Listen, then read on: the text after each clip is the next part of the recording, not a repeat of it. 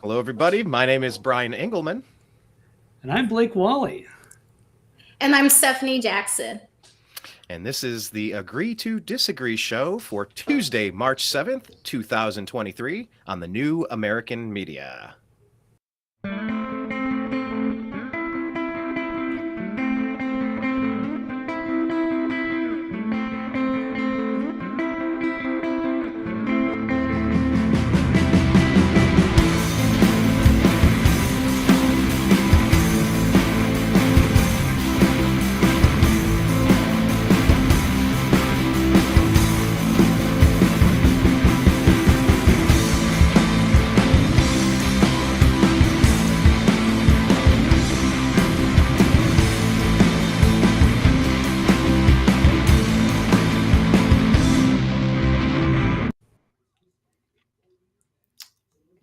All right, everybody. Thank you for joining us on another wonderful episode as we try to figure out what's going on in the crazy world of news. Let's start with maybe the biggest story in the world, perhaps one of the biggest scandals easily in the history of all political subterfuge, if you will.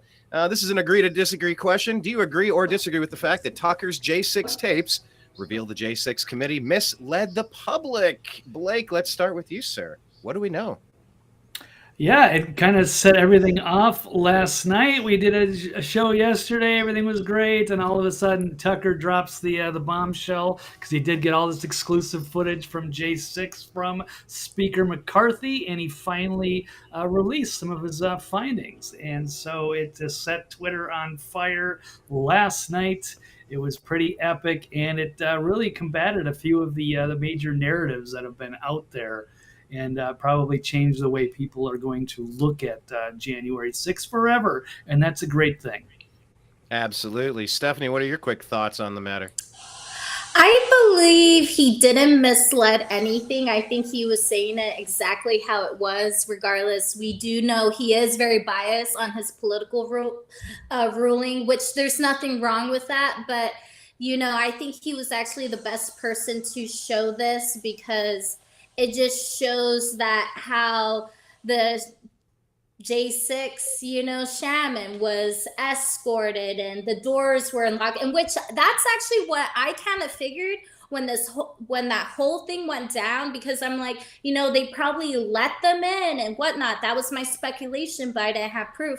Now we have the proof. Now, I will add something interesting to it because in some ways, this is completely...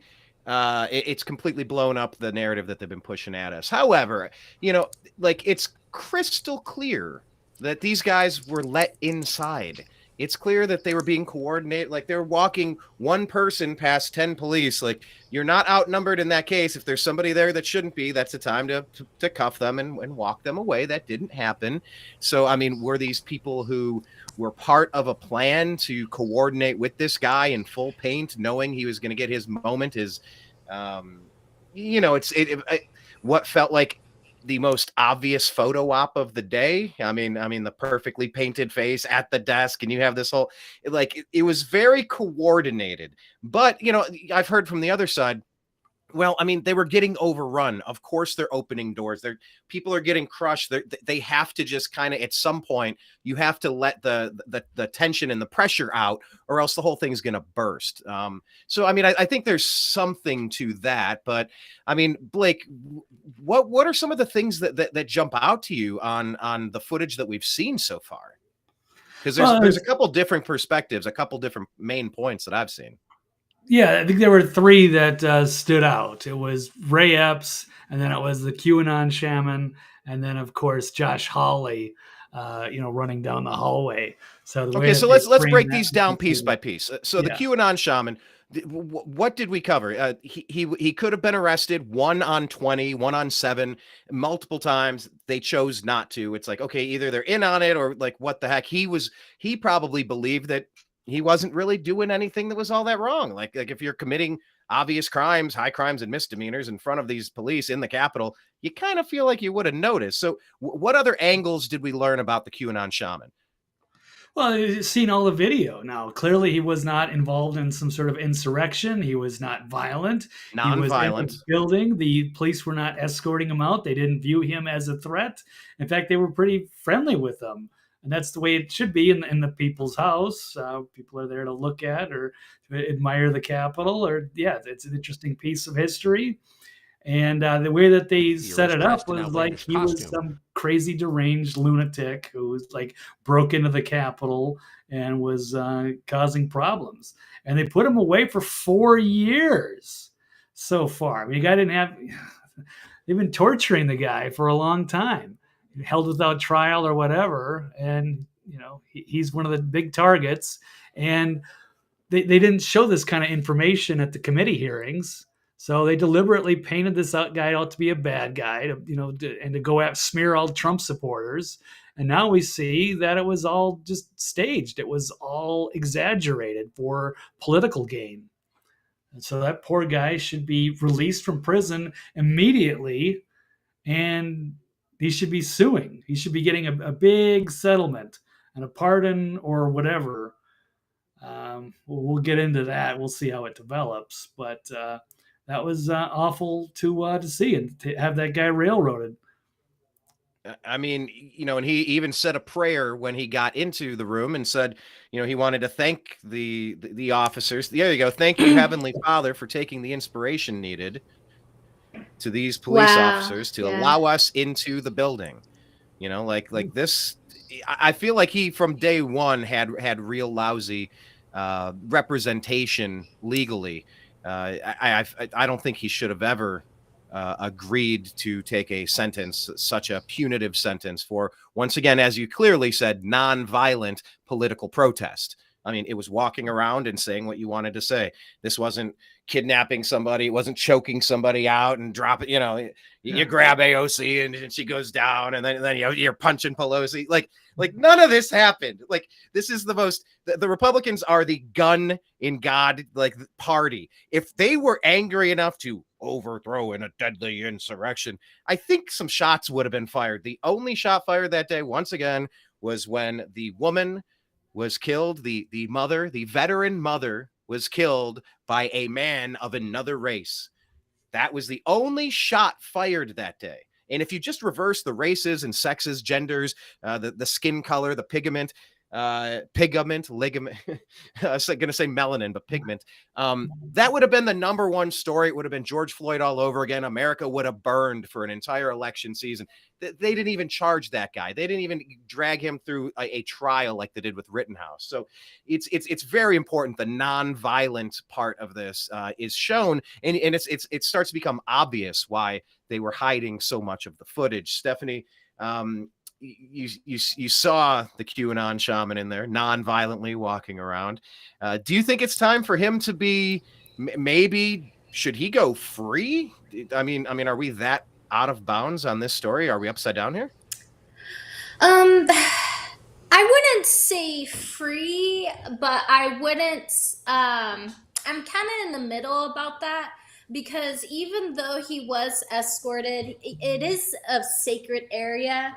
And I understand the whole point, but, I felt a lot of it was unnecessary. But you know what? Maybe like a fine, I would just do like a large fine, something like that, but like imprisonment, no way. But we don't know this guy personally, and he might have had a record.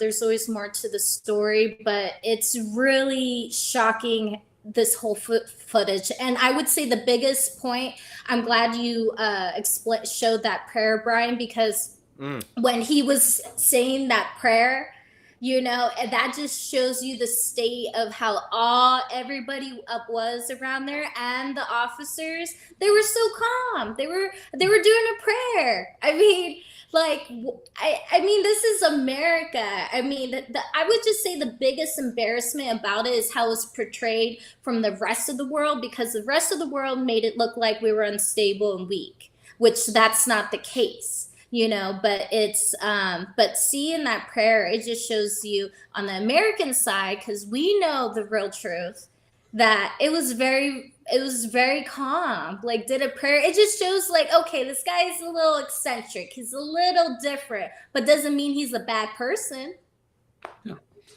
Yeah, and I, watching this, like, he didn't have access. His legal team, I don't know who advised him to take this super long plea deal in his case in the first place, but they withheld information that this would have clearly given him a totally different defense here.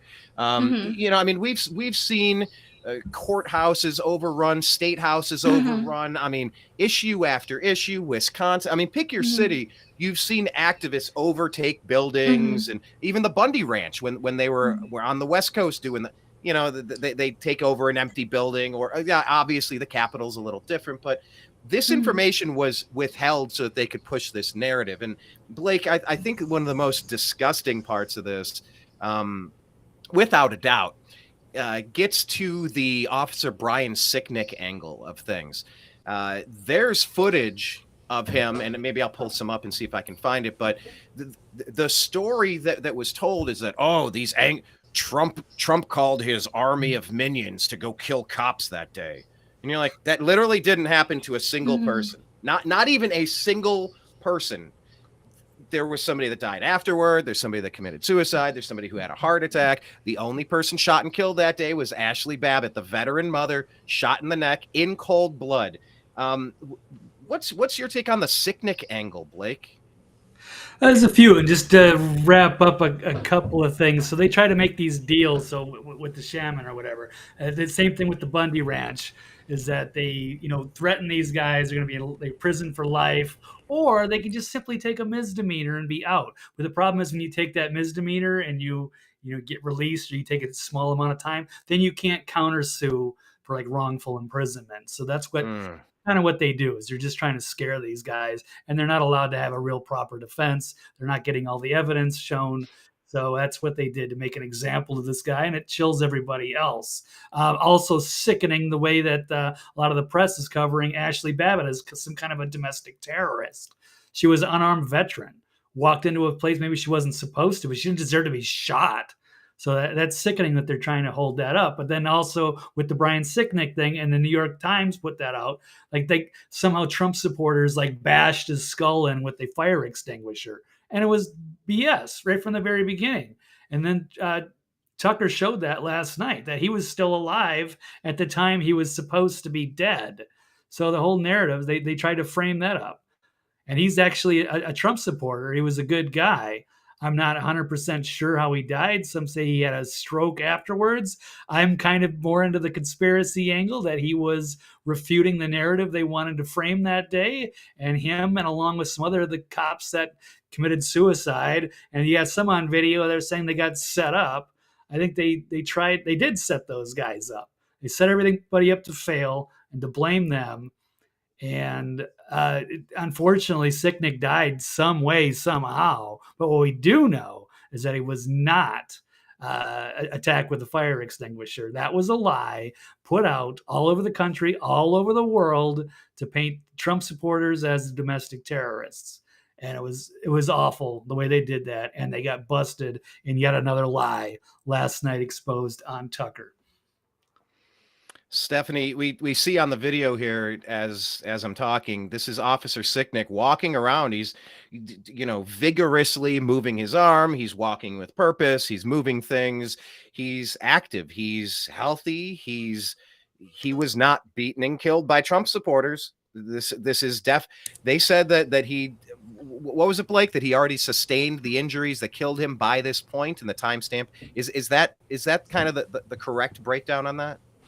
Yeah, they said he was like basically bludgeoned to death with a fire extinguisher. And now he could have been hit with something, and people can have, concussion symptoms after the fact. There can be, what was it? The Billy May, was it Billy Mays? He was on a plane, and something in the overhead compartment fell and hit him in the head, and he went home, and he was like, yeah, I don't know, I just don't feel great, and then like he died from it like a day later. So it once again, this video doesn't completely prove that he didn't suffer an injury that he died from. But once again, the way that it was put out, Stephanie, was that, oh my God, they ran in there, these rabid Trump fans, and they killed a police officer. This is clearly not true from this video here. I think this is one of the most disgusting components to it's so hard to break down all of the lies from Liz Cheney and Nancy Pelosi, just pure lies. Adam Kinzinger. Stephanie, what's your take on this particular angle where they took this Trump supporting cop and I mean, they laid his body, on display as this harrowing sight, this sickening, pardon the pun for sicknick, this event that took his life, and it was all for show. It didn't happen the way that they were telling the story. What's your take on that component of this? I just find it sad to see it as like a political pawn. I see it sad to being used as a political spin story, and I find it very sad that it has taken 2 years for us to see this. And now justice is going to be done, regardless of your political view or party. This is a totally different narrative. My biggest thought on all this footage is there was somebody who really made sure that they wanted this out, and there had to been some powerful strings be pulled to show this, because they didn't have to show this. Nobody had to see this. But somebody allowed this to be out, and not just one person, probably a whole group of people in power. So I just want to say thanks to them for sharing that. It's just like the Twitter files with Elon Musk. That was if it wasn't for Elon Musk having Twitter, we would have no idea. It would be like, oh, you're a crazy conspiracy theorist. Well, not anymore with Twitter, with J6, not anymore. These are facts. It's like the conspiracy theorists are getting not everything right, but pretty darn close. Blake, let's pivot over here. You wanted to talk about Ray Epps. Ray Epps has been, he's been a cartoon. He's been a meme. Just the name Ray Epps has been synonymous with this lie, with the undercover, and this is not a new tactic, by the way. Go back as far as you want. Infiltrating a crowd and pretending to be part of them to make things violent enough to get a heavy-handed reaction so that you can paint the whole entire narrative and the movement as violent and dangerous. This is a tale as old as time. But Ray Epps was clearly on camera telling people what he told them. And all of the times he was not held to account by this committee, it became blatantly obvious that he was in on something. Can you break down what we know about Ray Epps today? Well, his timeline, he basically got caught in a lie, saying he had already left the grounds at a certain time, and he already testified in front of the committee. So he's basically, I guess it's perjury on himself. But it seems like from the very get-go, he's the most obvious informant in the crowd, and was riling them up. And a lot of the people kind of knew. He had the Baked Alaska calling him a Fed. They were announcing that people were suspicious of him, and he keeps in so many different areas where he's caught, announcing to the crowd, "Hey, everybody, we got to go to the Capitol. That's where our problems are. We got to go inside the building." He's there pushing barricades a couple of times. One like holding a sign, like pushing it towards the cops. Like he was trying to get everybody riled up to do more violence. And so there's agitators. And it seems obvious, like if there's one guy to go after, it's him. And yet they just let him walk like it's no big deal. So it's like, and of course the FBI has had to admit to some extent that they do have informants. They won't say who or why or how many. They won't go into zero details. But that there was lots. There could have been dozens. There could have been hundreds. Who knows? But he's the most obvious. We've been calling it out for months, years. And, they keep gaslighting us. But that messed with his timeline last night. So that was another one of the exposures. And I'm sorry, yeah, there were at least 4 big lies that Oh, the big lie. You know, these There's damn gonna be more. monsters, these Democrats and rhinos, these bought and paid for globalist hacks that are hell bent on ruining this country, being blackmailed or bribed or worse, just making comparisons to this stuff, to the Holocaust with that phrase, the big lie. I mean, the parading around the body of a guy that was not killed that day. Ashley Babbitt was killed by a black man that day. The white veteran mother, unarmed, shot in cold blood. I do this with every case since this is what the legacy media likes to do. Flip the races, flip the situations. Just imagine what you would have if you had a white man as a cop killing a black veteran unarmed mother in cold blood. You've got to be kidding me. The country would burn until the next election so that they could push for mail-in ballots and drop boxes again. It's a tired trope, but the fact that they would go to that Holocaust line once again about the tropes to call this the big lie,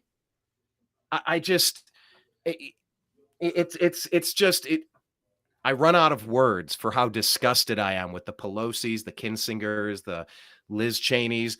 I mean, you have Ray Epps saying we need to go inside. We need to go inside. Trump saying we need to go peacefully and patriotically.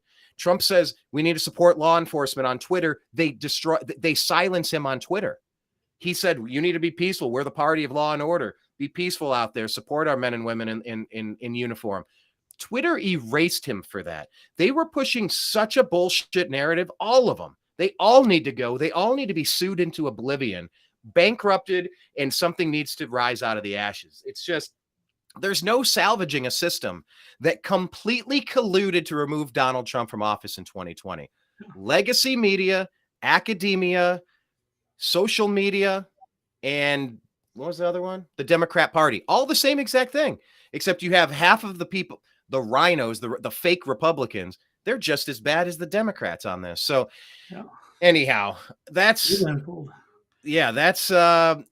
Blake, we were there and filming, and the people behind us started yelling, and I heard them before I saw them because they were carrying a massive flag, and it's a part of the footage that we captured, and they were yelling, if you're not going inside, get out of the way. And it was, as we watched the foot, it creeped me out, like the hair stood up on the back of my neck, and I felt like an evil presence swarm over us while the flag draped us. I mean, this thing was massive. Yeah. When we watch the footage, they're all dressed the same in light baby blue polo shirts. They all have the same khakis. They all have the same boots, roughly speaking. I want to know how many of these guys were informants. No, the feds, paid agitators, disruptors. This all needs to come out. I don't even know how you salvage this government at this point. I really don't. Okay, let's move past this subject because I know we're on a tight timeline today. One more with Hawley, right? Final thoughts. Well, yeah, I guess we'll get to Hawley. Yeah, I was going to bounce around. Let's go to here. Let's do this one here. Agree or disagree?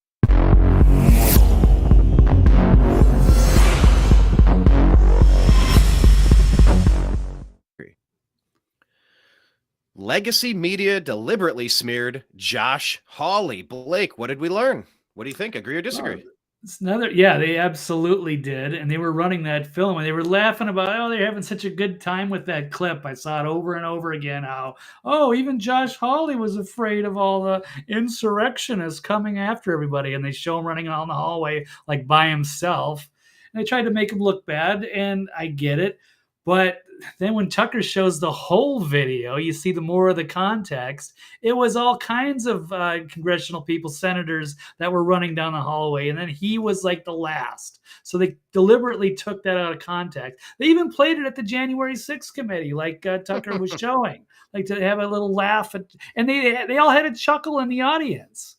It was unbelievable the way that they smeared him, knowing full well that they took it out of context like that. It's just amazing the propaganda they're pushing out. So it's great to see that this footage, we'd like to see it go to everybody, but at least now we can kind of counter the narrative, because they would have held on to that footage forever and framed it however they wanted. And they put innocent people in jail. And it's got to say people committed suicide. I mean, it's disrupted everything, and it's spread lies all over the globe. And if this didn't, Trump. And let's not forget here, I think what's being lost is let's refocus this.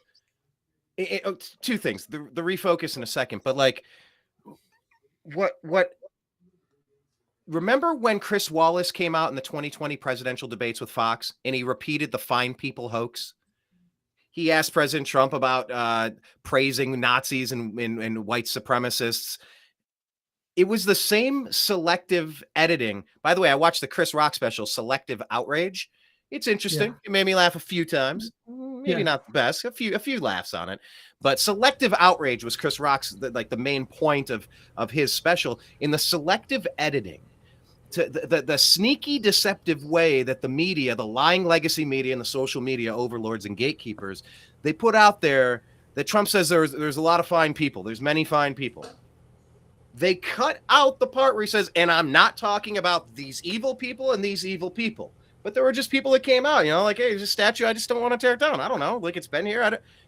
And I'm not talking about the Nazis and the neo-Nazis. He literally said that, and they selectively edited, chopped the most important qualifier out of it because they're fucking liars, because they're gross, and they'll do anything to warp and twist what's going on. What I was going to say earlier is that let's not lose track of this.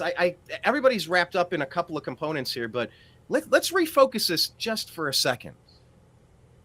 Had the Capitol been properly staffed, it wasn't. Bowser turned down, along with Pelosi, Bowser in D.C. and Pelosi turned down, 20,000 National Guard troops? Trump wanted troops there. Yeah. They are the ones who said, nope, no, we got a plan. And they definitely had a plan, because if they didn't protect the place, well, we saw what happened. If they had protected it, you know what would have had to happen? A robust debate with Mike Pence on the floor with Congress about, hey, we got a lot of people screaming about a lot of strange things that we just saw here. Let's talk about it. They didn't talk about it. They talked about it for a couple of minutes. Then everything went haywire. Then they jumped back several hours later and said, you know what? We're going to vote to ratify this because screw these people. They're so mean, and they probably killed police officers, even though that didn't happen yet. You know what? We're just going to, we're going to approve it. Ramrod it through. That needs to be the focus of these conversations moving forward. What was the purpose? And the purpose was so that they wouldn't have that conversation on the floor. They wouldn't allow Mike Pence the ability to do what many people said he had the ability to do, which would be to kick it back and say, I'm not going to ratify this. I'm not going to rubber stamp this. There's too many question marks. Kick it back. I want another thorough, a couple days. Congress passed a law shortly after saying that the vice president couldn't do exactly what he could have potentially done, except that they left it wide open. They opened the gates themselves. They opened the doors themselves. They got their footage. Everything was staged. They had Qanon Shaman right there, knocked it out of the park, and they never had the conversation that was supposed to happen. They just instantly went to Trump Nazi, Trump bad, Trump evil. Look at what he did. He's killing police officers and women and all this stuff. Am I far off on that, Blake? No, you're not. But on the flip side, that would have caused quite a lot of problems if they would have said, "Hey, we don't, recognize the results of these swing states. There's in question the electors." That could have changed everything. There would have been a huge, party outside had they switched, the electorates. I don't know if that could have happened. I don't know if I would have trusted Pence for the job, but certainly that was in play. And there were supposedly some other things going on where some of the other characters in Congress were going to present information, but all of that stuff got canceled. That's right. And then it just turned into the whole, the riot outside, everybody left. And then that became the story. So now that we reframe the narrative here, Stephanie, like, how do you see this playing out? I just want to see justice on every angle on this. And also, I question the timing of this. This was on purpose why this was released at this time. And we have all these other things going on in the world with the balloons, with the UAPs, the UFOs, these train derailments, the Ohio, Ukraine, Russia. What's the benefit of this timing? There's some agenda going on and there's some end game, and that's really interesting, but it's such a breath of fresh air to see all of this. The one thing that just makes me feel very angry inside is, what if this never came out? And we would always be all these ideas and theories. They would always be theories. Now this is fact. Now we see the truth. And I have a question for you and Blake. I know you guys were there that day when that was going on. When you talked to people there, did you already have a good idea exactly how it went down from other people? Was it pretty accurate, or was there not enough information at that time? I'm sure it was pretty chaotic. Yeah, it was fog of war. I didn't know we weren't. You couldn't tweet. There was nothing. I couldn't even go on Twitter. The only thing I could do was maybe exchange a text message with a friend of mine who was watching it on Fox News. Showing why was that? Was it just not working?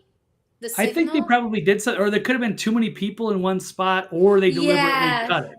So there was a lot of people. Right. There's no communication, and nobody knew what was going on. There was no plan for anything. It was just like, okay, well, we heard the Trump speech. Now we're going to walk towards the Capitol, having no idea what was about to go and happen. And keep in mind, the breaches already happened at this point. This was going on before the keep the timeline in check here, because while Trump was speaking, this was already happening. People were the Ray Epps, and they were moving the barricades and funneling people in to get their photo shoots. And looks like 1,000 cops just chumming it up with QAnon Shaman. Let's go ahead and get you in here and get your photo. Like this wasn't like Trump said, now let's go get them. Yeah. And then everybody started running down they're running down Pennsylvania Avenue. Like they're just I want a piece of them.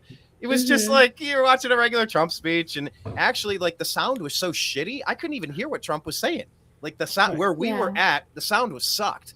If I didn't have it on my phone watching on Right Side, what was it? RSBN, Right Side Broadcasting Network. Yeah. I couldn't hear it. So I pulled it up on a site. I'm like, all right, who's live streaming it? Because I couldn't hear shit. It's not like he incited a crowd. The infiltrators were already at the building doing what they were doing. It's go peacefully and patriotically and make your voices heard. It was like a 20-30 minute walk. It was already happening. And when we finally got up to the hill, we kind of, if you go back and watch some of the footage that we put out on the New American Media. Huh? Yeah. Was it a 20 or 30 minute walk too to go from? It was a long walk.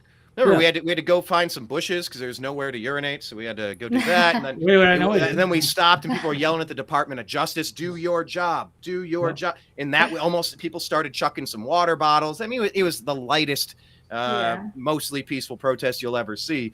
But yeah, by the time we got there, and we got up over this crest, and as soon as we get over this crest and we see the Capitol and all the people in the scaffolding, there's a huge explosion. Boom. And it's like, okay. And we saw the footage of that happening where they accidentally tear gassed themselves, and then everything spun out of control, which opened a whole new floodgate. It was just a comedy of errors from top to bottom. It was a setup and a comedy of errors. So we heard when we hit that platform, we found a spot when we got up to that crest and had a good view. That's where we just kind of camped out. Blake and I were like, look, we're elevated. I don't know what's going on. Let's just stay here. Let's stay here for a while. And we did. And that's where the people, if you're not going in, get out of the way. Then they came up over where we were at. But like when I was around that area, that's where it made its way through. Hey, so they just shot and killed somebody. So then you go, okay, well, somebody just got killed. I was hearing that several people were killed, but we were getting bits and pieces of it. People had radios that they were listening to, and it was really weird because the cell phones were not working. That was either they were jamming it. And let's be honest, if you're not able to jam cell phone reception at the Capitol, then what good are you? But yeah, anytime you go to a stadium, a basketball game or a football game, sometimes when 80,000 people are on their devices at the same time, there's not enough bandwidth. Like it clogs the system. Yes. It's 2023, Yes. so like figure it out, like whatever. There shouldn't be restrictions here, but that was the case. We didn't know much of anything on those fronts. So yeah, there was definitely a lot going on. Blake, any final thoughts on all the footage that we saw? Because I know there's going to be more. There's going to be more to talk about soon. Yeah, with all that thousands of hours to dig through, there's certainly going to be, and to see all the agitators and to try to find any informants or what have you, troublemakers, if they can identify those, that would be helpful. But take it one day at a time. So, but it was a great start last night by Tucker. So I think that's like 4 lies, and that were basically debunked. So and let's be clear. We've said it on the show. I've said it, and Ford Fisher said it. And I not to put words in your mouth, but I'm not okay with Tucker being a gatekeeper. I don't believe in gatekeepers. I think more media companies need to have access to this footage. I don't want him selectively letting me know what we can and can't see any more than I want Pelosi to be able to do that. So I'm not okay with this. I'm okay that they got a little heads up and a head start. But like this needs to be available for everybody, unredacted. I don't know what they think they're hiding. Yes, there's doors and there's windows in the hallways. Oh my gosh, it's a national security risk. Oh, there's undercover assets. Well, if they're rioting, trying to discredit the people, the fine people, the mostly fine people who were there that day, yeah. then they're no longer wanted in government. They need to leave. They need to be exposed. Yeah. Like there's nothing at risk by showing this footage. Final thoughts, Stephanie, on the first of what will probably be many releases from Tucker and his team? I just want to remind everybody that day Trump did tweet to everybody, go home, be peaceful, and like don't do anything. He told everybody, go home. And I don't think people talk about that enough. He was very adamant about that, and I think he even tweeted that a few times. But I just want to say that because I think that needs to be spoken about more. That he did say, "Go home, be peaceful, don't do anything." You know, that was out of his hands. He said, "March there peacefully and patriotically." Patriotically. We all saw that. We all heard that. I guess this is a good thank you, Jocelyn, for the question in Sedona. Final question on this point. What about these J6 prisoners that are still locked up? What do we do here? Well, that was on my list of questions for today was what should they do a prisoner exchange? And I think that's probably the last thing I'm going to have time to talk about with this. But yeah, so if they frame these guys as domestic terrorists, held all these people without charges in this awful gulag where they're being tortured, should they do a prisoner exchange? Should they put the people in the committee who put these innocent men when they had they said on all the evidence? Oh, yes. And they deliberately framed these guys. Now, should they face the consequences? Maybe they should be put into the gulag, the Liz Cheney, the Kinzingers, the Adam Schiffs, everybody. This is treason. But here's the thing. I couldn't imagine like doing to them what they've done to these poor J6 people, the way that they've treated them like animals, the way that they are the food that they're either tainting their food, they're locking them up, 23 hours a day. They're not allowed to see their family. They're getting beaten up. It's sickening when you see how these people are being treated in America. They're getting mocked, they're getting tormented, they're being bullied, they're being they're suffering all sorts of abuse. And we're talking about non-violent people that were let into these buildings. Not someone that, I chucked a spear and it went into somebody's neck and it caused a wound and it shot blood for a while and I had to get it, I got stitched up and I got really damaged. Like, bro, you got really violent there. That was pretty uncalled for. You deserve some time. Unlike what happened during the 2020 riots that the mainstream media, the legacy media, the Democrat Party, social media, and academia kept pushing race riots through 2020 to make it look like, see, under Trump, America's in crisis. You got to get him out. It's like they'll do anything for power and control, which makes them miserable monsters. What do you think? And by the way, if you guys got to bounce out, this would be, whenever, but I got a couple things to go to, but Been a peace out when you pleasure. need to.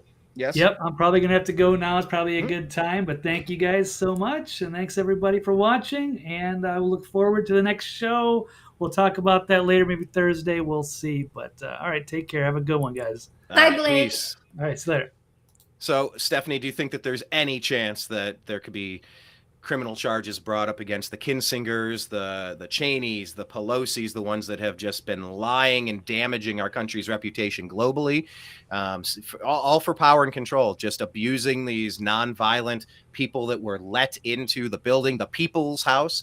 Do you have any hope that there will be any justice? Because it was Donald Trump, by the way, who said, I'll have to pull it up for the exact quote, but he said, I am your retribution. I'll bring retribution, something like that. From his CPAC speech. It's like he's kind of ready to go. What are your thoughts? Do you think these people will ever suffer for all of their high crimes, misdemeanors, and treasonous activity? Well, one person can have hope, and then there's reality. Nothing's going to happen to Pelosi or any of them, just like anybody who's very, very rich and, you have great lawyers. They're not even going to have they're not going to be charged with any crime because there has to be definite proof of who it was, and that's never going to happen. It's the government. And I mean, Pelosi made millions of dollars in insider trading. She wasn't the only one. I mean, these people they're never going to see the light of day of justice. They're going to do what they're going to do.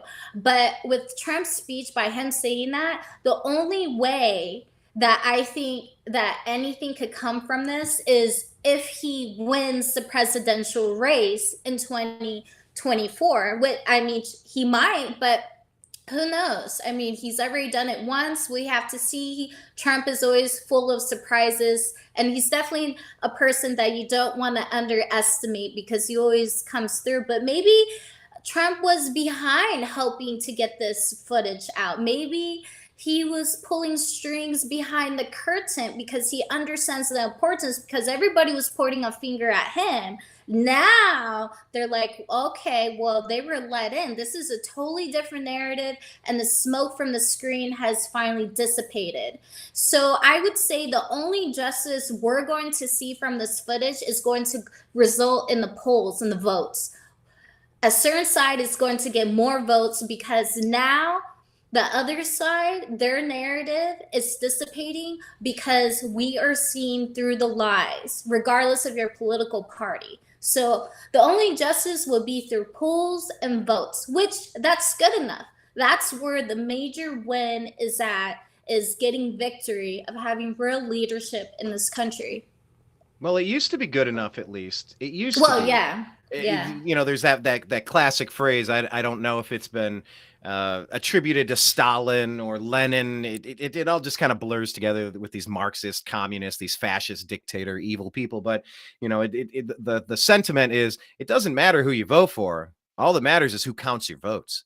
And so, yes, I predicted the biggest presidential blowout in favor of Donald Trump in 2020, other than Reagan back in, what was that, 84?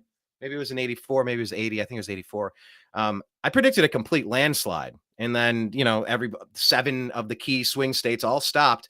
Trump was way ahead. And then everybody just stops counting. And somebody decided to make the call to tell everybody to stop counting the votes that night. And you woke up to a very different world the next day. And it's like, we're supposed to think that's normal. This is a clip from President Trump's speech at CPAC, and I think it's important to listen because there is a media, especially Fox News. Fox News is dead to me. Fox News is they're done. They're donezo in my book.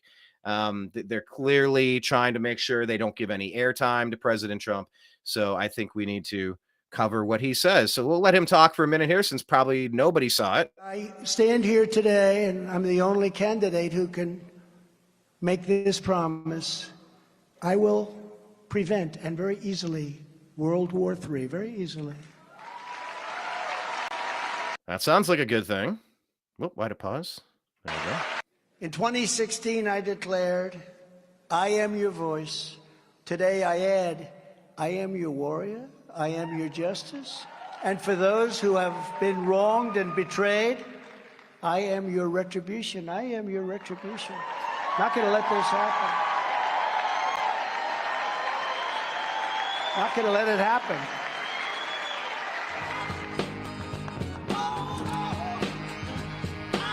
Before There we go. I even arrive at the Oval Office, I will have the disastrous war between Russia and Ukraine settled. It will be settled quickly. That would be nice. Very nice. I will get the We don't problem want war. solved, and I will get it solved in rapid order, and it will take me no longer than one day. I know exactly what to say to each of them. I got along very well with them. This is the most dangerous time in the history of our country, and Joe Biden is leading us into oblivion. With you at my side, we will demolish the deep state. We will expel the warmongers. There we are.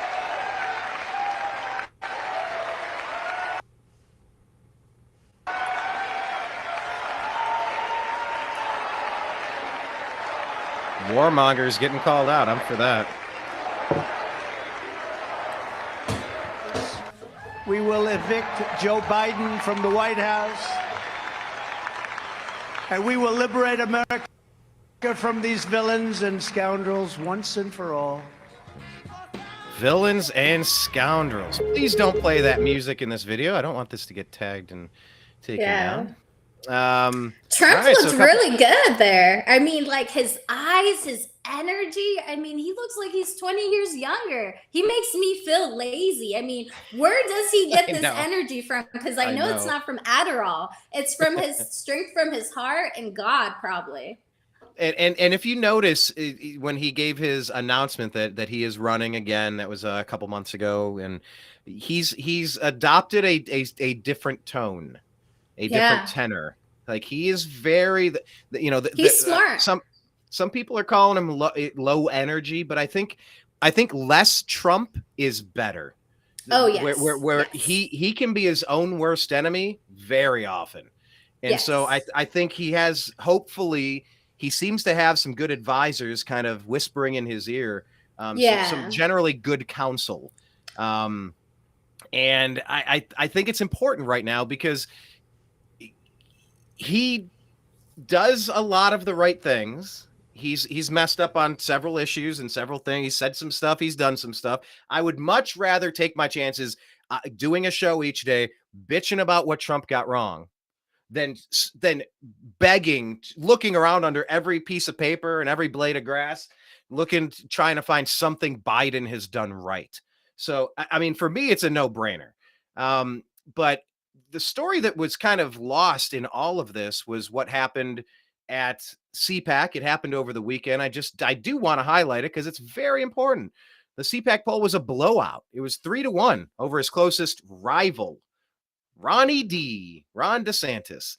Let me pull up the results here, because does this solidify him as the 2024 candidate for the presidency? He got 62% of the attendees saying they'd like to see him win the nomination for the third time. DeSantis, Florida governor, came in second place with just 20% of the vote. So he was more than three times as many people want Trump. And then you got, who's Perry Johnson? Perry Johnson, Nikki Haley, blah, blah, blah. And here you go. Do you think Trump is going to be the nominee, or do you think that someone is going to challenge him? Like, it seems like George Soros, Fox News, and Jeb Bush are all backing Ron DeSantis, which means Ron is on the wrong path if he's listening to these guys. How do you see it shaking out? I think Trump is going to get the nominee. I think he's going to get close to winning this race or winning the presidential race. And the reason I say that is by seeing his speech and his energy and his mindset and the direction he's going and the state of this country, this is a time where we need Trump the most. He will soothe things out with Ukraine and Russia. He will get our economy up. We especially need that right now. And then especially like, I wouldn't be surprised if there's like some other major outbreak of a virus like COVID 4.8, you know, and you're going to want Trump in that position. And I think with everything with Biden, you know, it's just a pattern. Republican, Democrat is always either or, because we go through it, we get sick and tired. Oh, all right, let's try the opposite end. And now it's time to try the opposite end and seeing this footage. And also this footage coming out is a huge benefit for Trump for this race, because now everything he even said, now he is in the right. Everything what Trump said normally ends up right. I mean, he's a pretty smart guy, but he also knows how to do TV. He's been in TV for a long time. And sometimes how you present yourself on TV, you know, he knows more than what he's saying. And he's playing 3D chess when everybody else is playing checkers. It's astonishing to see how much the lying legacy media, the social media gatekeepers, the Democrat Party, what they all, and academia, what they all pushed that was false, that was incorrect. It was blatantly obvious. These people are addicted to lying to us. I will say with Trump, though, this is, you know, I love giving criticism where criticism is due. Let's talk about this. It's a good question from Jocelyn. Why didn't Trump pardon the prisoners before he left office?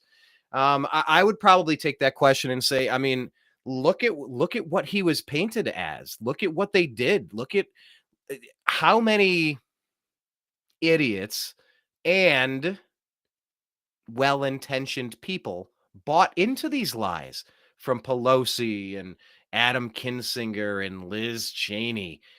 People were duped.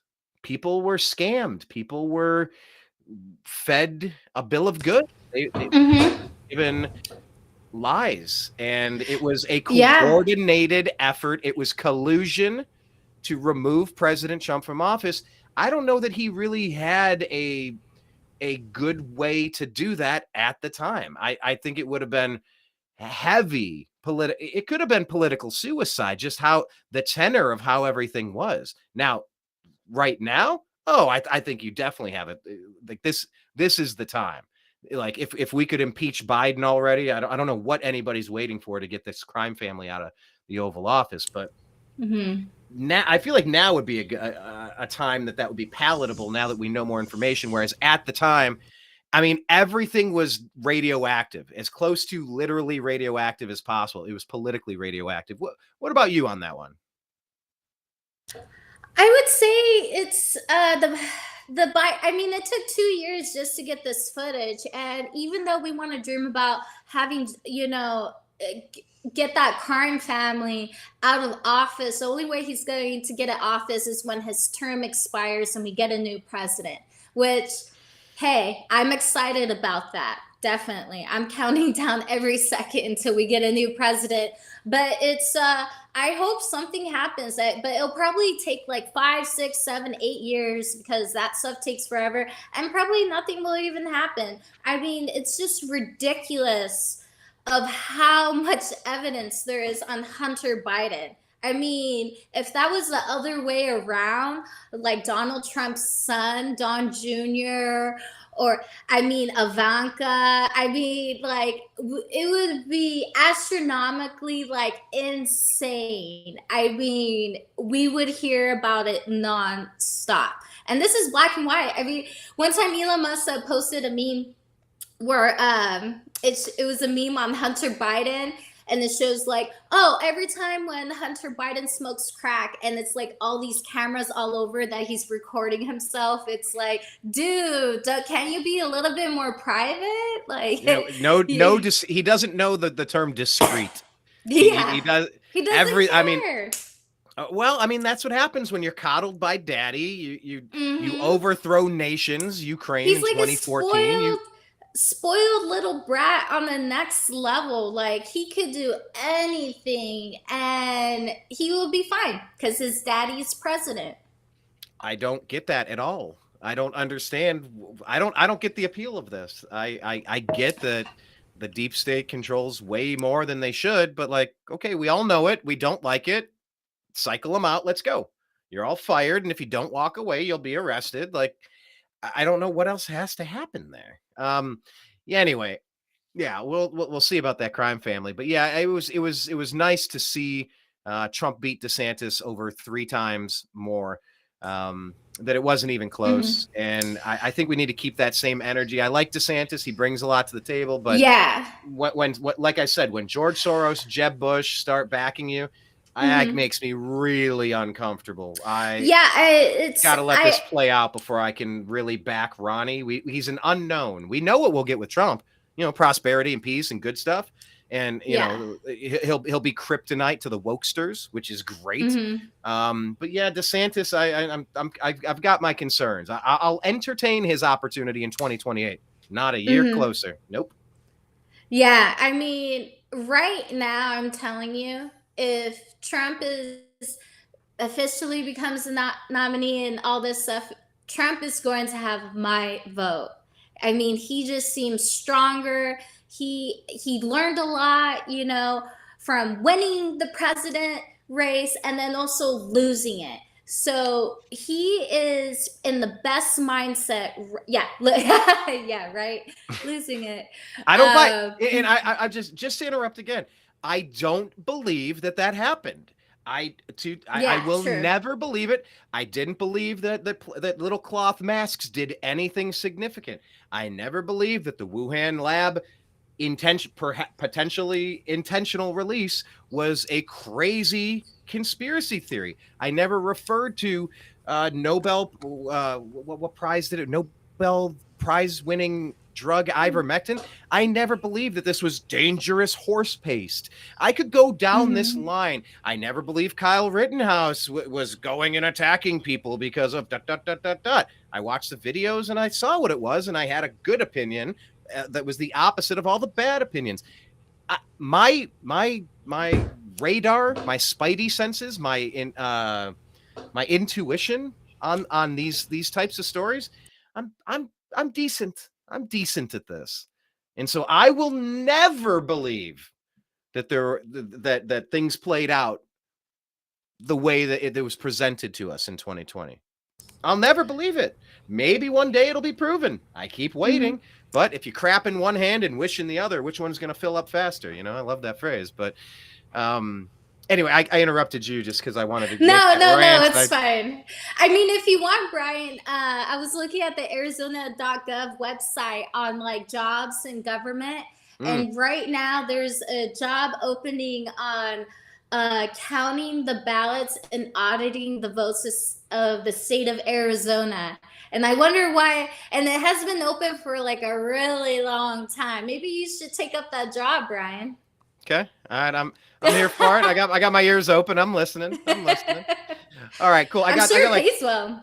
Yeah. Well, all right, cool. I don't know. It's government work. What is it? It's you ever see that meme? It's that farmer. I don't even know what it's from, but he's like, it ain't much, but it's solid work or something like that. Oh God, I'm screwing it up so bad, but it's about the IRS doing it the opposite.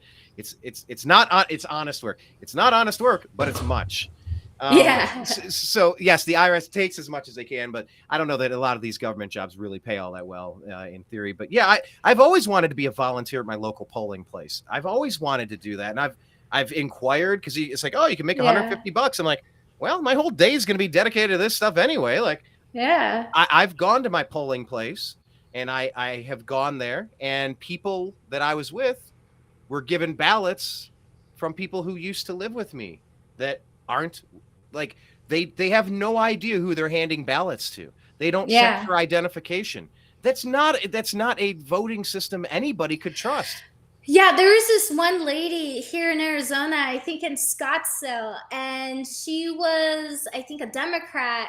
and she was like a rich lady, and she was charged with a crime. I think she actually has spent some jail time, but she like turned in like 25 or 35 votes all at the same time.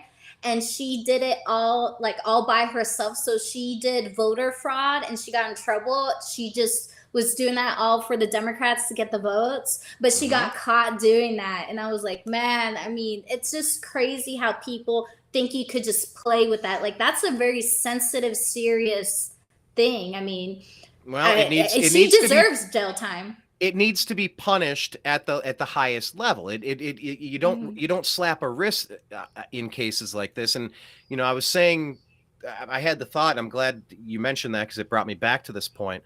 I'm a firm believer. I'm a firm believer that if people are making false accusations that could lead to someone spending 15 to 20 years in jail, for example, and this often comes up in rape cases where someone will be accused of something and it's clearly not true. There's no, like, they actually have evidence that prove I was in a different place, or look what was on camera. This was consensual, like whatever. I firmly believe that the people who lie to bring false charges against people should have the book thrown at them. Oh, absolutely. And they should have to suffer the same consequences of 10 to 15 years that the person, if convicted, would have had to go through. So when Blake was talking about a prisoner exchange, I'm like, oh yeah, I mean, what are we on, like 2 years now? All right, let's get you in the clink. Let's get you drinking brown water. Let's get you not having access to all the things Blake listed. I don't need to go through them a second time, but all right, yeah, eye for an eye. I think you need to have the same punishment for the stuff that you were trying to pull off with other people. That's what I think. I've always thought that. Yeah, that would be a pretty good idea. I mean, it would make people think twice before doing a crime and like lying. It's nobody should ever lie and say, oh, this guy did this to me when he didn't. You're messing with somebody's livelihood, and that's not cool. And there should be serious consequences on that.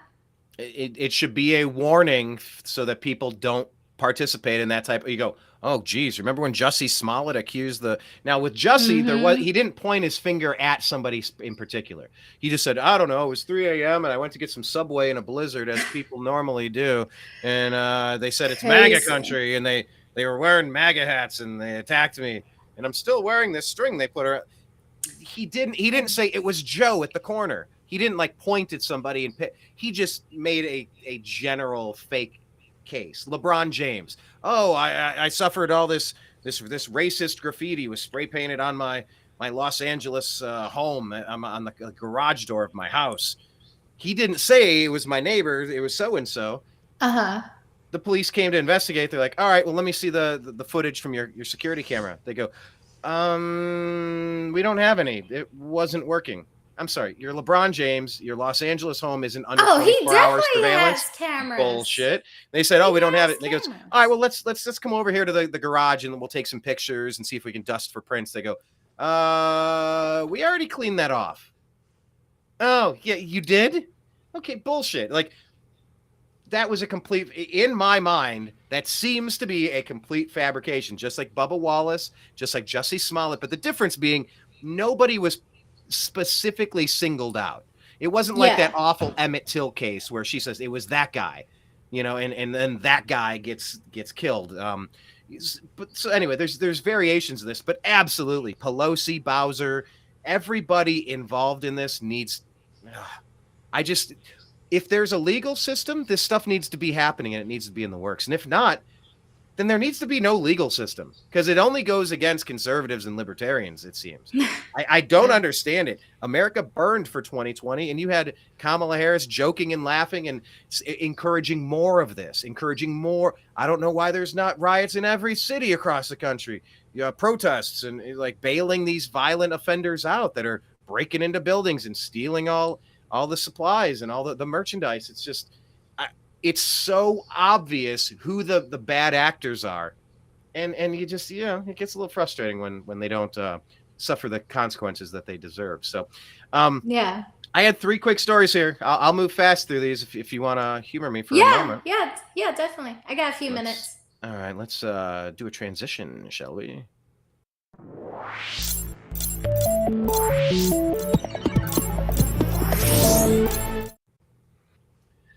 right, so this is a story that the SPLC is involved with domestic terrorism. Is that something that people would generally agree or disagree with? I don't know how much you've been following this story, but maybe a quick. Okay, so it's the Southern Poverty Law Center. Mm-hmm. Okay. There's a lawyer with them who's been arrested and charged with domestic terrorism amid an Atlanta Cop City attack.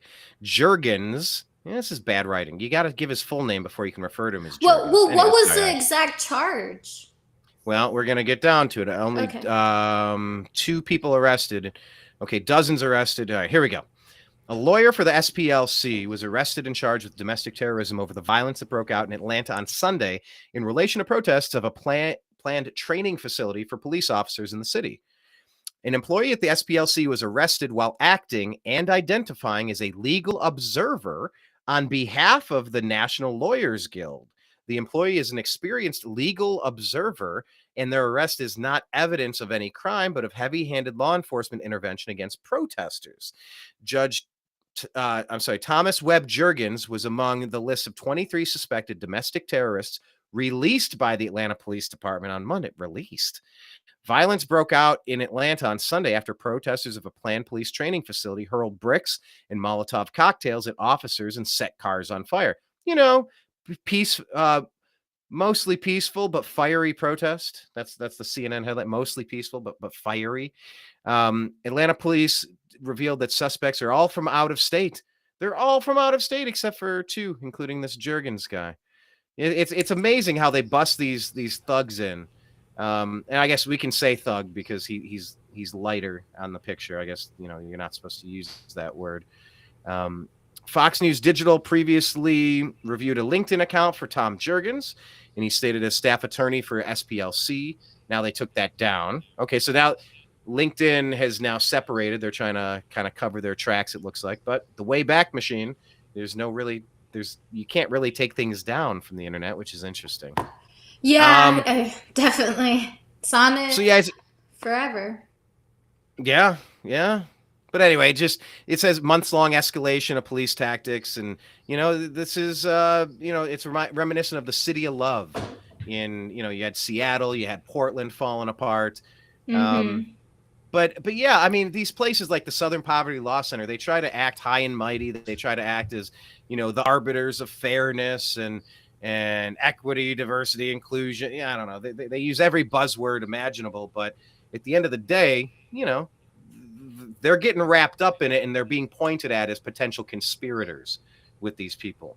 I mean, how far off do you think it is that some of these groups that are clearly pushing agendas, working with groups that are clearly going to places to attack and create violence? I mean, is it fair that they should be kind of caught up in the same net? If they're swimming around in that general area and the fisherman's net goes out, I mean, sometimes they get caught up in it. I mean, do you pitch them back into the water, or do you process them for the crimes? I mean, it's a blurred line right now, it seems. I mean, you never know what the history a person has, like we always talk about like these certain stories, and he might have a certain history or something about them that we don't know. I mean, you never know. Not saying this is the case, but I sometimes always wonder if like China or Russia hire people to make like people like us look bad, to infiltrate these protesting and all this stuff, because they know they can't have war here, so they attacked us, probably through infrastructure and the economy and trading and oil and the price of everything. So I mean, you never know, and I would rather be safe than sorry, but it's yeah, that's just that's pretty wild. The SPLC has really outed themselves over increasingly as the years have moved on. I think the SPLC used to be viewed as someone that fights for the little guy, someone that's always trying to push for fairness and really trying to give a voice and some assistance, some guidance, some help, some support to, underserved communities. But they've become increasingly radical. They become increasingly, they're always political, but like, once again, if blurring the line between activist and participant and Yeah. learning. Well, this is a little bit off topic, but it's related to it. It's remember that whole Red for Ed movement where they were trying to increase teachers' pay, which they need to do everywhere. Teachers need to get paid more than they need to be. But in Arizona, we had teachers walked out for weeks because they want to increase their teacher pay. And I did research. The main leader for it was some music teacher, a music teacher who was only a music teacher for a few months and started this whole Red for Ed and had students not have a teacher for weeks and being the leader of that movement. And there was like rumors saying that he was getting paid by Russia to mess up, the economy. And then also you're hurting the United States by having all these American kids out of school for like 4, 5, 6 weeks. And then they went back. I mean, that was ridiculous. Who's funding Greta Thunberg? Who's funding Greta Exactly. Thunberg? Who's pushing all this woke, divisive, this tribal politics, this corrosive anti-American, pitting neighbor against neighbor? I mean, you got any opposing country would love to just drop this little smoke bomb down the hallway and watch Americans bicker with each other and fight each other while they dominate on the global stage. Of course they're doing it. Of course George Soros wants somebody wants to back Ronnie D, Sunny Delight. They want to. They don't like Trump getting in the way of all of the awful anti-American policies that lead to higher prices for food, energy, housing, clothing, education. Like in academia is at the core of this. So you look at who's funding and who's warping and twisting these minds of these kids. They come in there bright-eyed, bushy-tailed, and they come out like radicalized. Like these are radical indoctrination camps. It's awful. So I mean, from the Batman, what was that with Michael Keaton and Jack Nicholson? This town needs an enema. I mean, like the United States kind of needs a Control-Alt-Delete. Hit a nice hard reset.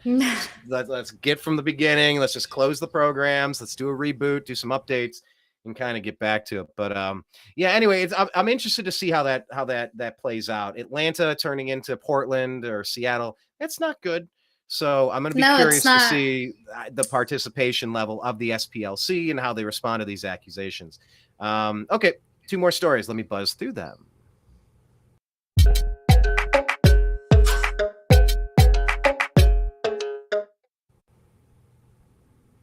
I like that one. Yeah, that was cool. I know, and I like this. Okay, let's go to this one. Fauci funded the fake report he cited to lie to Congress. Agree or disagree? Let me pull up this article here. This is from Summit News. I believe this is Paul Joseph Watson with Steve Watson. I wonder if they're related. Are they related? Paul Joseph and Steve? I don't know. Jim Jordan in Congress is saying that Fauci was consumed with changing the lab leak narrative. By the way, stop calling it a leak. Potentially intentional lab release. The lab leak narrative, Fauci was consumed with changing that narrative because they were doing gain of function research there. I've covered this before. I'm going to keep covering this because Fauci, he deserves some justice. I think he's skated away with tens of millions of dollars, and he's caused, and I would say he caused, perhaps the most misery of the modern era, going back to 100 years. How do you kill 1 million people? And if his gain of function research is what escaped or was released from there after he was specifically told not to participate in it, he's got blood on his hands, and I want that guy standing trial. And I mean yesterday. But anyway, the end of the story. Congressman Jim Jordan outlined Sunday how Anthony Fauci became aware that the most likely cause of the COVID pandemic was a lab leak and immediately set about changing the narrative to hide his involvement in gain-of-function research. Appearing on Fox Business, Jordan, the chairman of the House Judiciary Committee, noted how Fauci received emails from prominent scientists advising him that the virus looked like it was engineered in a lab. Quote, right at the start that same day, Dr. Fauci organizes a conference call. Him and Dr. Collins get there with Dr. Gary and Dr. Anderson and all these other virologists. They get on there, and 3 days later, everybody changes their story, Jordan noted. The congressman continued, the same guy who said this would be easy to do in a lab says, oh, now you're crazy if you think it came from a lab. The same guy that says, I don't know how this looks engineered, he changes his story. And then the kicker is 3 months later, those same two doctors, Dr. Anderson and Dr. Gary, get $7 million of hush money, a $7 million grant from Dr. Fauci to continue their research, Jordan further noted. So the fundamental question is, why was Dr. Fauci so consumed with making sure the narrative wasn't about the lab? I think it's because they were doing gain-of-function research there. He didn't want that out. And that was the narrative that everyone on the left bought into, even though the facts and common sense, maybe most importantly, pointed to the lab leak theory, he concluded. So, there's a little bit more. I want to go into a little bit more. So Jordan's comments come in the wake of Fauci being accused by congressional investigators of having prompted the fabrication of a paper by the scientists mentioned aimed at disproving the COVID-19 lab leak theory. The House Select Committee on the Coronavirus Pandemic notes that new evidence released by the Select Subcommittee today suggests that Dr. Fauci prompted the drafting of a publication that would disprove the lab leak theory. The authors of this paper skewed available evidence to achieve that goal, and Dr. Jeremy Farrar went uncredited despite significant involvement. Of course, this has been shown. It's been known since the very beginning and was continually highlighted on this website and others. So you have this creep, Fauci, scared of letting it be known that he was doing gain-of-function research. And they colluded, once again, with academia, the Democrat Party, the lying legacy media, and the social media gatekeepers, all the same ball of garbage, to push lies to protect the scheme, to protect his involvement in the thing he wasn't supposed to be doing, the thing that got out intentionally or accidentally and killed 7 million people, including my brother. So any thoughts on Fauci here in this $7 million and changing their minds? I mean, where there's smoke, there's fire. Is there not? Are you starting to become convinced that Fauci's, maybe a little more complicit in this? Didn't they give Fauci the Nobel Peace Prize? Did they? I don't know. They gave it Or to maybe- Obama too, like within a couple days of getting in office. But maybe I'm wrong, but I know he got quite a few awards, of all his amazing effort of helping the world. I think he got a big award in Israel, I believe. I forgot the name of it, but it's just so disgusting because the only reason this happened is because he benefited millions and millions and millions of dollars. Tens of millions, hundreds of millions. Hundreds of millions. Yeah, probably even a billions. Who knows? Probably quadrillions. Yeah, potentially trillions. quadrillions. Potentially. The number Allegedly. one with 50,000 zeros afterwards. That's the one. But it's just insane. It's just so insane. And with Bill Gates as well being involved, he's just trying to save his sorry ass. He's just trying to protect himself. Why was this lab in China? Probably because it was breaking rules and regulations that they cannot have in the United States, and they were messing with certain things, basically playing God. Like Jon Stewart said, when does science knows when to stop? When does science is ever going to be let's not try that, because they're doing it for the sake of science? My biggest concern is if they had that virus at that lab, what other viruses do they have at surrounding labs in that same area? Because if that happened, it's probably going to happen again, and probably in a more severe way. This was probably a soft release. The next one, it might be detrimental. I mean, we don't know what might come about from this, but he's a fraud. It was all about money, and just like you said, Brian, it's all about the academia. He had no authority for all of this. And the thing is, these people who are in authority that we need to trust, we can't trust them. They cannot trust them. They colluded against the truth. They turned ivermectin, which was proven to be successful in many cases, into horse paste that was getting people killed. This never happened. It never happened. The story, somebody poisoned and murdered her husband, and they turned it into an ivermectin horse paste story. That's a little different. I mean, it wasn't just that Fauci was scared of being called to task for what he was doing, which is significant, and he should probably be executed for. I mean, 7 million deaths from the thing that he was doing that he wasn't supposed to be doing. I don't know. At what point is corporal punishment allowable when 7 million people are dead because of your actions? I don't know. I think that's fair to just assume the death penalty would be on the table there. But it was also the demonization of any therapeutic treatment like hydroxychloroquine, ivermectin, monoclonal antibodies that were proven in many cases to help or cure and keep people alive. It's the same type of treatment that was really obfuscated and confused, and they were pushing to remove monoclonal antibodies because Florida was having such successes with them. Then they wanted to cut that off because it was like, well, it's either get a vaccine or die. There's going to be a winter of death. And that was their motivation. They didn't like looking down at Florida and going, well, you're taking monoclonal antibodies and surviving? Well, we don't want something for people to compare. We want you to buy this damn vaccine because we bought it off of your tax dollars, and we have to give it out to everybody. And potentially life-saving treatment, perhaps one of the worst parts here, aside from creating it and releasing it, is obviously like slandering opportunities for people to take other therapeutic options to remedy their ailment and survive this. Many people, and I've been impacted greatly, specifically by an awful medical establishment that wasn't allowed to try alternative solutions. It's remdesivir and not a tracheotomy, a ventilator. That's it. Nope. That's what we do, and that's all there is to it. Well, the frontline nurses had different ideas, and it was a big power struggle. A big struggle over, are you allowed to have different medical treatments? And I thought this was America. I thought we were allowed to do that. And Fauci was at the forefront of trying to force this stuff inside of your body, even if you didn't want it. He was just like Harvey Weinstein or Bill Cosby, trying to get something inside of you.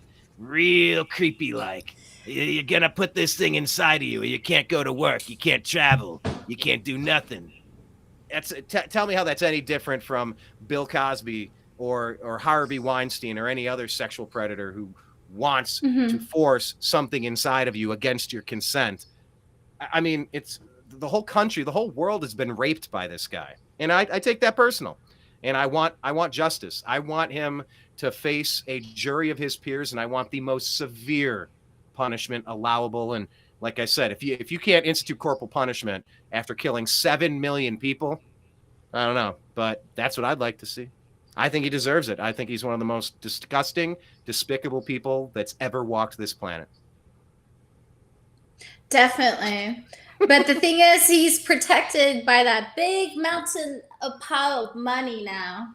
Yeah, well, he is for now. All right, last story here. Let's get to this one and we can wrap this up.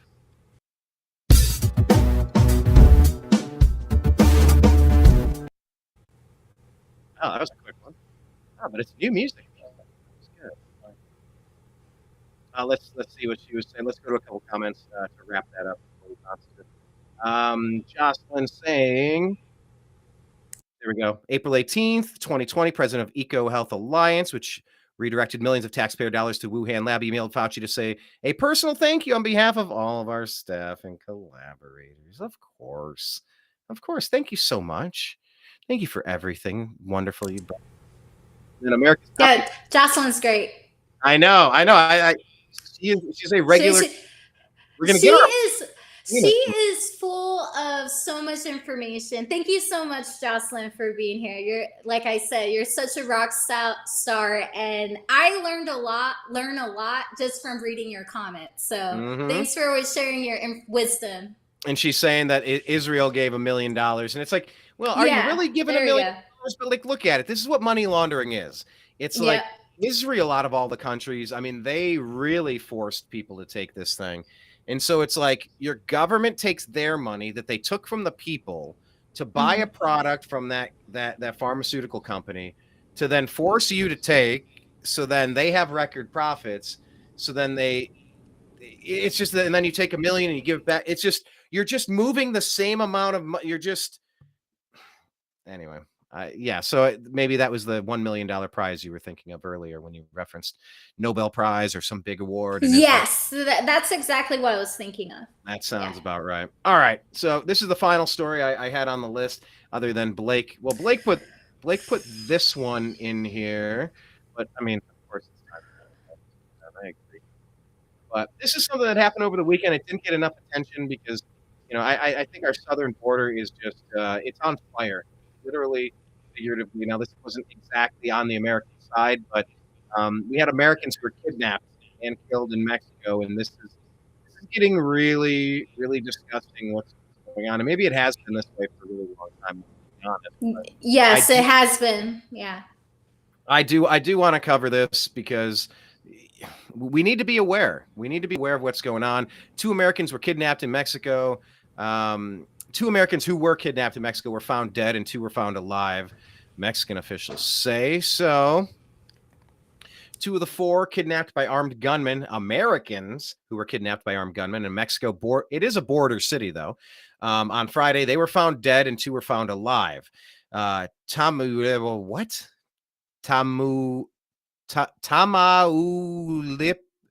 How do I say that? Tamaulipas Attorney General Irving Barrios confirmed that the 4 had been found, unfortunately 2 dead. Investigation and intelligence works continue to capture those responsible. Good luck with that. 4 Americans were located at what appears to be a medical clinic in Matamoros. A U.S. official familiar with the ongoing investigation told CNN one of the 2 survivors is severely injured. That could be 3 dead then.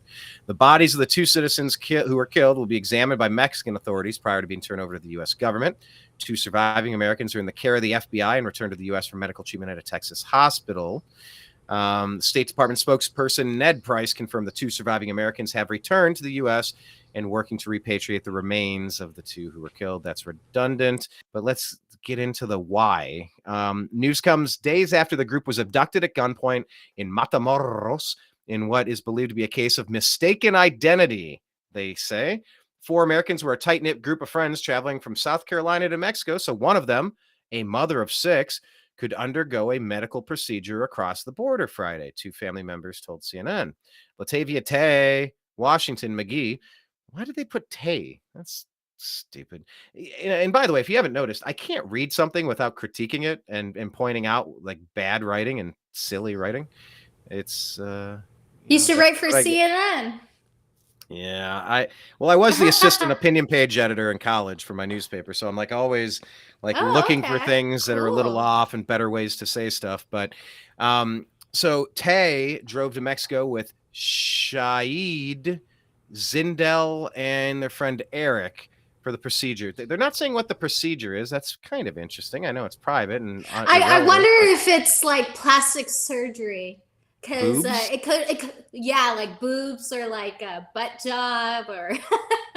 Yeah, I mean, like, what? I have a feeling it might be that, like, maybe it could have been like, removing cancer, but I doubt that. A lot of people, when they go over, is either get cheap dental or do something for like, more like cosmetic surgery. So maybe that's the reason. Yeah, and it's just speculation, but like, yeah, true. What's that phrase? I'm always probably just as, if not more, interested in the dog that isn't barking. When I read something and something is intentionally omitted, like I remember ESPN did a story on Jameis Winston, the Florida State quarterback, won the Heisman down there. And at some point he jumped up on the table in his cafeteria and he yelled something profane. And then all these repercussions, and he's suspended and this and that. And then you read the whole article and you just go, well, you didn't even say what he said. The point of the story is to discuss the thing that he said, and you won't even say the thing that he, like, what is the thing? So then that set me off, like, doing all this research to try to figure out what the phrase was. And it's kind of funny, kind of dumb. Speaks to Jameis Winston and his maturity level, I suppose. But I'm not a fan of leaving key components of the who, what, where, when, why out of an article. It's really irritating, especially when you know what it is, but you're choosing to leave it out. So a procedure, a vague, and I get it. It's a medical thing, and it's it's personal. Yeah, it might be like a HIPAA thing. It's maybe they don't want to disclose it because of HIPAA. Yeah, but I thought with COVID now you have to take this vaccine or else you're not allowed to work, and the HIPAA restrictions be damned. I thought HIPAA was a thing, but maybe. Yeah, that's true. With COVID, it's like HIPAA doesn't exist. So continuing the story, the group got lost while trying to locate the medical clinic. Lousy, faulty Mexican GPS. According to Washington McGee. God, these names. According to the close friend who did not want to be identified, he said they got lost. They reached out to the doctor's office for directions on Friday, but were struggling to communicate with the office because they had a poor cell phone signal. After crossing the border, they were fired upon by unidentified gunmen, placed in a vehicle, and taken from the scene by armed men. God, could you imagine just being in the wrong place, wrong time? Man, that's horrible. I mean, I'm very, I visit, well, I haven't visited in a while, but I used to visit Mexico a lot. I have a lot of family out there, and I'm very close to the cartel situation and probably too deep into it, I would say. And I have had personal things in my family that has happened from a result of the cartel, and it's very traumatizing and it's very sad, but it's like, it definitely makes you feel very powerless. I mean, the cartel runs that country and also runs majority of California, Arizona, and Texas, because they're along the border. These cartel people, the head people, they're not just billionaires, they're trillionaires. Quadrillionaires. Yes. They have so much power, and you could never erase them.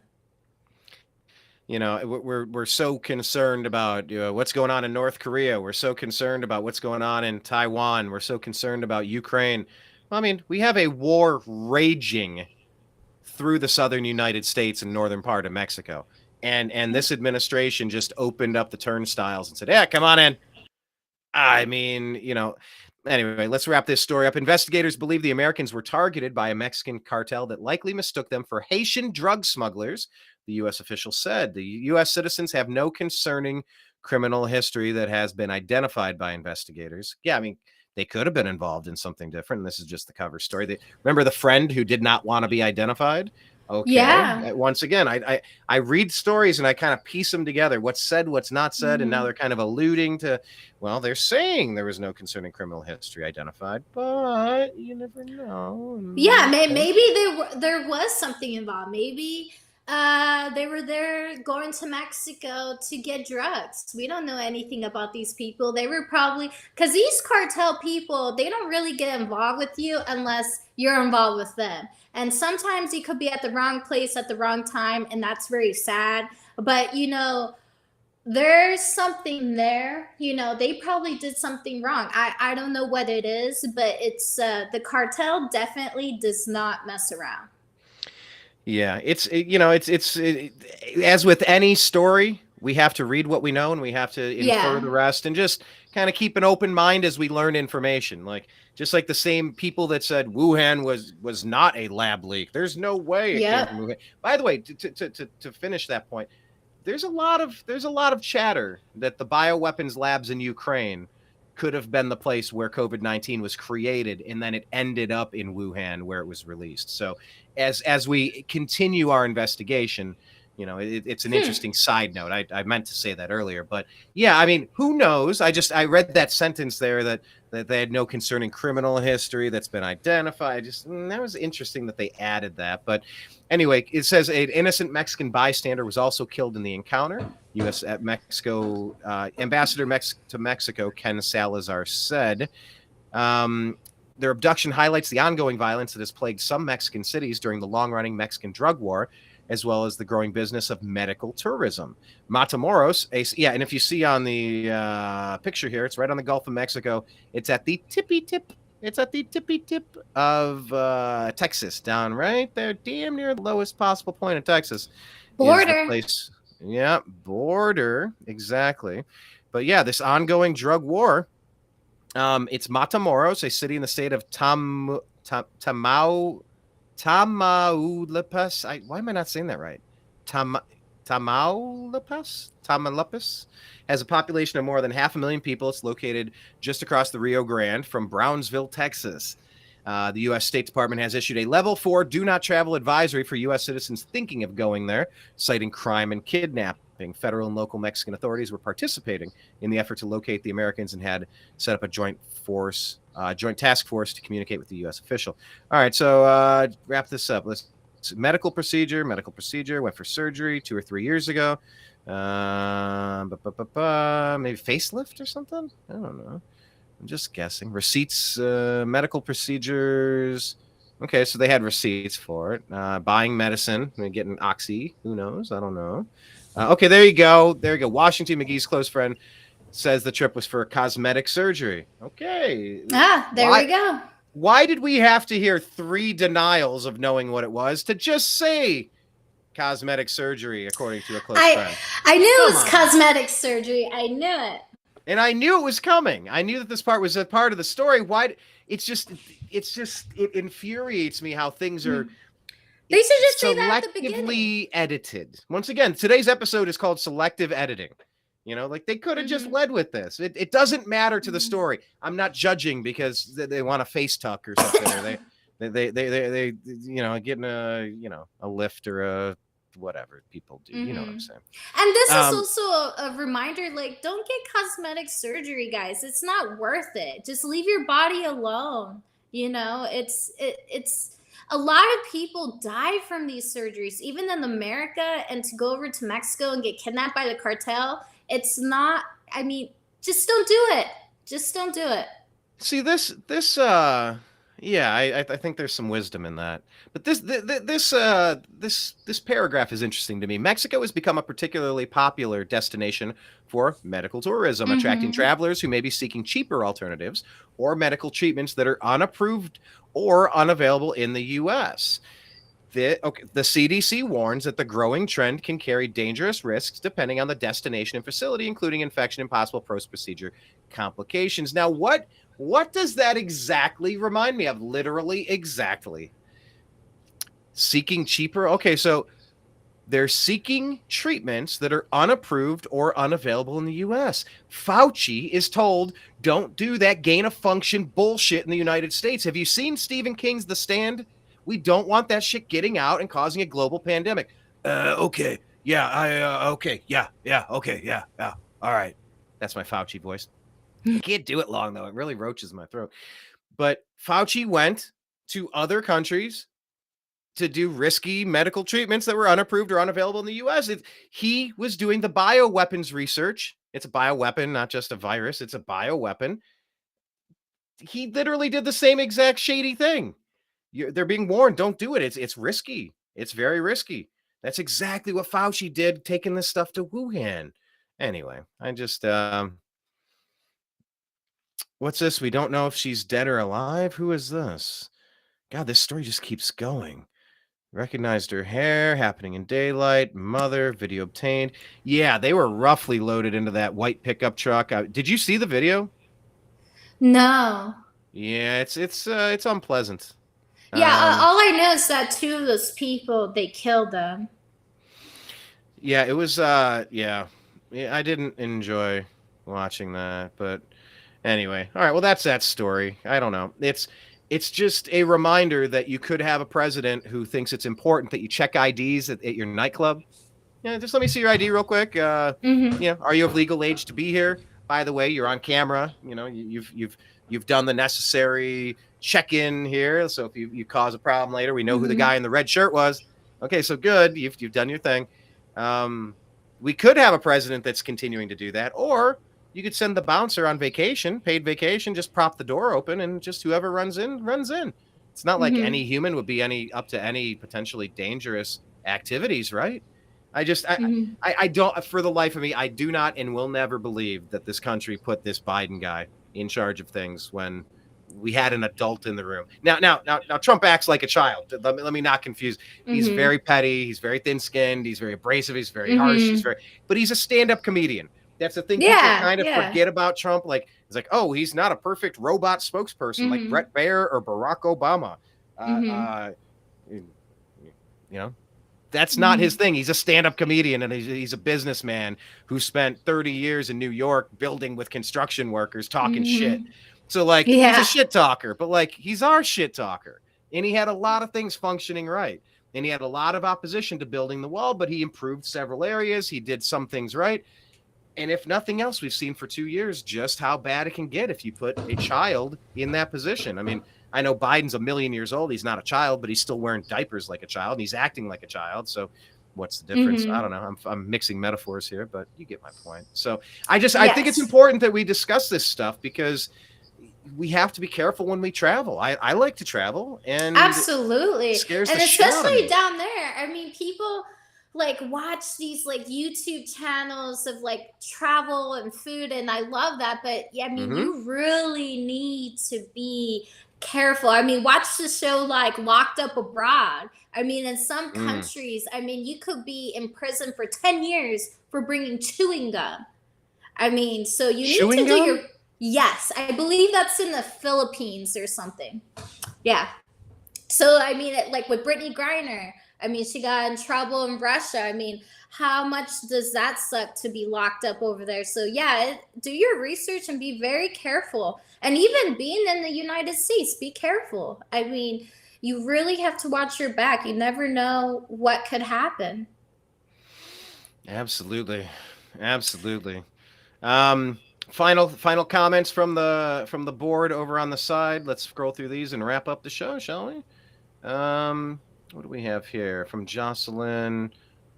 The reason the U.S. Department of State exists is to protect U.S. citizens abroad. Anthony Blinken is a joke and an utter failure. Yeah, he's as talented as Mayor Pete, keeping an eye on those railways for us. Cartels are targeting people for being American. Is this a drug deal gone wrong? Phrases like medical tourism are now being bandied about. I love that phrase, bandied about. What else can we bandy? You know, people who say they're disheveled. Well, I want to be sheveled. Bandied about? What else can be bandied about? I love that phrase. But yeah, they're using that to describe the reason that the four were in Mexico in the first place. It's an interesting story. We'll keep following it and see what plays out. Yeah, organ harvest. Oh, I mean, human trafficking, organ harvesting. There's nightmare stories coming out of Ukraine that like I don't report on because it's not on ABC, Fox, or CNN. So you know, people don't take too kindly to telling too many stories. I got a lot of stories in my head that I don't tell anybody. I don't even share with you guys in the Agree to Disagree, like the Telegram channel. There's I have sources of information that bombard me all day long, and some of it is just beyond mentioning until it's completely safe to do so, and that's not the case. Okay, so she's questioning maybe it was about drugs, perhaps. An excuse, though, cosmetic surgery. Do they find a doctor who did them on the books or an appointment? Yeah, well, I mean, they said they had receipts. It's curious. Okay, as Vivek Ramaswamy said, the U.S. military should be used to take out the cartels in Mexico, and we should not be wasting our money and time in Ukraine. I mean, come on. We have problems here that we need to take care of. Okay, she's bouncing. Deuces. That's cool. All right. Bye, Jocelyn. Thanks for being here. Absolutely. Well, that's pretty much all I had to talk about today. Once again, here's a reminder to follow Stephanie Jackson on Twitter. It's Stephanie, STEPHANIEEEEJ. Are you flicking me off? Are you flicking me off? You're like, yeah, take 5Es. No, that's not even middle. Take 5Es. No, just 5Es. Reminder to go check out Blake Walley on Twitter. He's at TV's Blake Walley. I don't tweet too much personal stuff. I try to keep it's interesting because I was explaining it to people, and I'm just trying to let people understand my life. Like, I have Instagram, but I don't have Instagram. I have 4 Instagrams. One's my personal, one is the sports, one is the New American Media. I have, it's the same thing when I have personal, but so I don't really do too much on my personal Twitter, but follow American Media, the New American Media, because the old American Media has failed. That's at American_media_. That's a pretty great one. It's good stuff, good stories on there. But yeah, we got a lot of things coming up. There's a lot in the pipeline. There's a lot of good energy. This was a nice tight show. Like we have that 2-hour maximum. Maybe we go to overtime, perhaps. And Blake sometimes gets called in early, and that's the case. And so we try to front load it with the most important stories, and then we continue and carry it out. Hey, so you're an NBA fan. I know we had possibly discussed doing some sports content. Yeah. I don't know if you did you happen to catch the Cleveland Cavaliers Boston Celtics game last night? I don't know, but no. How did they do? If you have 3 minutes to click the highlight reel and watch it, I'll definitely check it out. Went to overtime or double overtime, and the game was set to be won. The Celtics had the ball with a couple seconds left. They drove with 0.6 seconds on the clock and got fouled, and it's like And so Donovan Mitchell, our MVP candidate, goes up to whoever the guy was shooting for the Celtics, and the guy in the Celtics goes, "I'm going to make both of these." And Mitchell said something like, "You're going to miss both of these," or something. Dude missed both the shots, sending it further into overtime, and the Cavs were able to win it. But that's important because the Celtics are one of the top 2 teams in the East, along with the Bucks. And I was at the Cleveland Cavaliers Celtics game a few months ago in Cleveland when we won it. Cool. I think it was in overtime as well. And so like the Cavs are competing with the best in the East. We can beat the Bucks. We can beat the Celtics. We're good, so I'm keeping an eye on that. And what's the latest on your KD, the Snake? Is it like Jake the Snake Roberts? I call Kevin Durant the Snake. How are the Suns looking these days? Still dominating? We had an amazing game against the Dallas Mavericks. I mean, that's right. Luka and Devin Booker at the last few seconds got of the into game. it. Yeah, they got into it. And, it just shows you how amazing the Phoenix Suns are going to have an amazing run. I did a sports bet that Phoenix Suns were going to win on the money line. Kevin Durant was going to do at least 30 points, and Devin Booker was going to do 30 points, and they did that. Okay, money line means what? Straight up? Yeah, just straight up that the money line, your team is going to win. Luckily, I've never been into hard drugs. What did Mitch Hedberg? Do you know Mitch Hedberg, the comedian? No. He goes, "I used to do drugs. I still do, but I used to too." So luckily for me, I've never been into hard drugs. So I'm really happy about that. I've made that decision. I've seen the horror stories. I just, arm's length. I'm good. Yeah. And I've never been into gambling to not that I'm putting you down for it, or obviously it kind of runs the sporting industry. We all know it does. Yeah. I mean, I don't do much. I just do makes it $5, and it's legal. And all the money that goes to sports gambling, since it's legal in Arizona, goes all to our education. So that's pretty cool. Education or indoctrination? So that's what we got. Probably that. I know. It's like, do we have to starve them of that revenue because they're cranking out angry social justice warriors? But yeah, I think I want to do that. I think I want to go after some sponsors for gambling. I don't know that Kentucky has it. I know Ohio just rolled it out. They'll probably sponsor you for your show. I listen to a lot of podcasts for the Phoenix Suns, and there's not much. And they're getting sponsored by these sites, and that's pretty cool. Absolutely. So if you put $5 down on what did you call it? Is that a trifecta? And now I'm in the A parlay. horse racing capital. Parlay. Well, parlay is French for easy way to lose all your money, right? Yeah. So it's like every time you add something to the mix, it gets infinitely more difficult to win, which makes it a higher payout. Yes. And so you try to get silly with as much as you can to get a big score. What did that $5 turn into on that win? 100. So that's 20x. Okay. That's not bad. Yeah. Now, so you're just going to let it ride? You're going to roll it into your next one? You just leave it all in your app? Yeah, I just out and I just transfer it to my savings account, and I don't do it often. I just do it. Yeah, I just was 100% confident because Katie, you could depend on him. He is a superstar, probably one of the best players in the entire league right now. I fault him for the 2 championships LeBron James, Kyrie Irving, and Kevin Love couldn't get Well, you because should he be a joined Phoenix the Suns Warriors. fan. No. Yeah. No. Yes. The Cavaliers are going to be out pretty soon. You're going to need a team to root for. We shall see. It's a young team in Cleveland, but man, they got some talented pieces. It's been great to watch them do the rebuild. It's hard to go to a championship and then you lose 3 superstars and then you just kind of start from scratch, make a few savvy trades, a couple of good drafts, and sign 1 free agent. And it's like, we are back, baby. So yeah, we'll see. Maybe we'll get a Suns Cavs.